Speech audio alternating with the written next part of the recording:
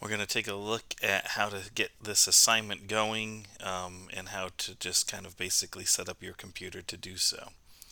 Now, depending on what computer you're using, this might look a little bit different, but basically you want to find whatever your computer uses to look at files on the computer. If you're on a Windows machine, you might find the File Explorer that should be somewhere down on the bottom of by your Start menu. If you're on a Google um, Chromebook, you can somehow get to the files, and I'm blanking on what it is, but there's a way to see like a list of your files over on this side, um, kind of like just saying I want to open a file or something like that would work. What you want to do for this assignment is you want to create a special folder just for this assignment, and we'll do this a few times throughout the class. I won't necessarily show you all this detail every time, but you might want to see how to do it at least once. So we just create a folder, and in this one I said call it my site. And so it's just a folder within wherever you're keeping your files. I'm keeping my files on my desktop and then in a folder called web. Um, and then like this one is the book files, and this one is some of my own files, and so I'm creating a folder inside of here. Now inside of that, I want you to create another folder and call it images. And this is where you're going to save any images on the internet that you find that you want to put on your website. So you're not going to link things directly to internet pages. You're going to save files inside images. Then you can do this next part in different ways. Let's see. Well, no, I guess I have to do it. I was going to say I could do it through here, but I really can't do it through here because I can't just make a new file somewhere, apparently. I have to actually go in a program in order to create a file. So I'm going to go to Sublime Text, and I am just going to like kind of make some empty pages right now, and I'm going to put them in my site. The first page that's going to contain like the introduction to your site is going to be called index.html. This is just going to be, well, let me just say this. The word index is what the internet calls the default name.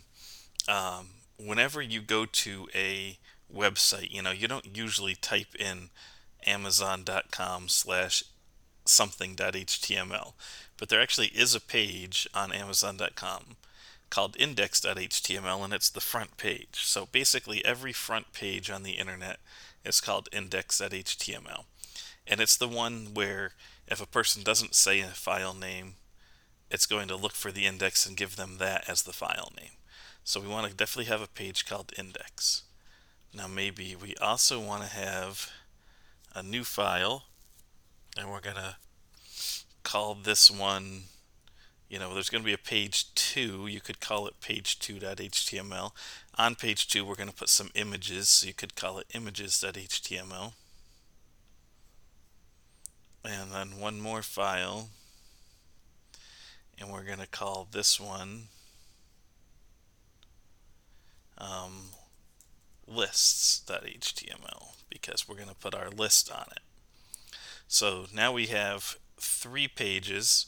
For each of these pages, you're going to want to start putting in the skeleton, or open up your skeleton and copy and paste, what you already have. So if you have, for instance, for me, I have a skeleton that contains all the basic stuff that I want. So I could always copy it and then go to index and paste it in, go to images and paste it in, go to list and paste it in. And now I have these 3 files that we're going to be working on, and all 3 of them are in tabs here in Sublime, and then I can, work from one to the other. So maybe I want to call this page, that's the list page. I want to call the index maybe the home page. The images I just might call the picture page. And this is not required. This is just what do you want to call them.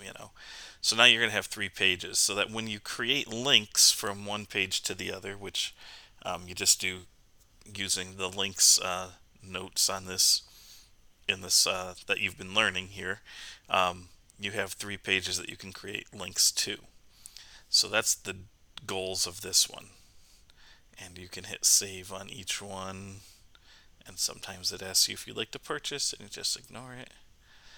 And so yeah, so I have my 3 files ready to go, and I have my images ready to go.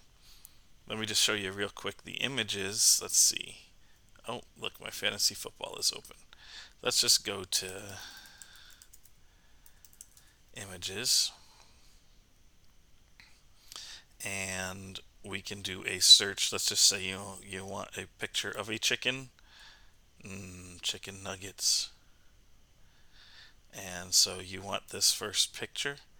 What you want to do is you want to save this image and put it into your folder that you just created. Different ways you can do that. One way is you click on the image itself and get the biggest possible image. Hopefully, well, see, that's interesting because this is like a video. This is not the image. So it's like, where's the actual image? So sometimes you can't find it when you go to a website. It kind of changes. And so maybe it's easiest to take it from here. So here I could say save image as, and I want to figure out how I can save my image. So mine was on my desktop in web, my site images. And maybe I call this one nuggets. And it's a JPEG image, so it's going to save as a JPEG. See down here, nuggets.jpg. So that's the name of my image that I can then put on my page. So let's just say now I want to do a picture of a cheeseburger. Classic Wikipedia image. So this is probably a good example. When I open it up here, see now the image is here.